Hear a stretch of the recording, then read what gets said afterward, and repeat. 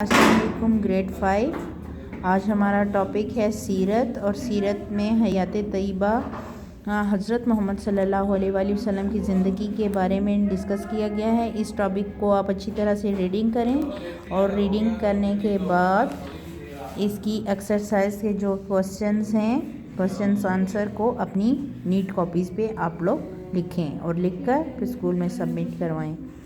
पहला क्वेश्चन क्या है, क़यामत के मैदान में अल्लाह ताला की हम का झंडा किसके हाथ में होगा और क्यों।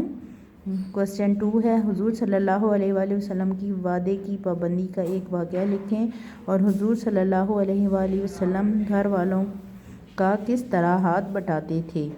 नंबर 4 है, हुजूर सल्लल्लाहु अलैहि वसल्लम साथियों का किस तरह ख्याल रखते थे। इनको आपने अपनी कॉपी पे लिखना है। इनके आंसर बुक में से जब आप लेसन की रीडिंग करेंगे तो आपको खुद ब खुद इनके आंसर मिल जाएंगे। उसके बाद है fill in the blanks. Fill in the blanks भी आपने अपनी नीट कॉपीज़ के ऊपर करनी है, फिर उसके बाद स्कूल में सबमिट करवाना है। ओके, टेक केयर, अल्लाह हाफिज़।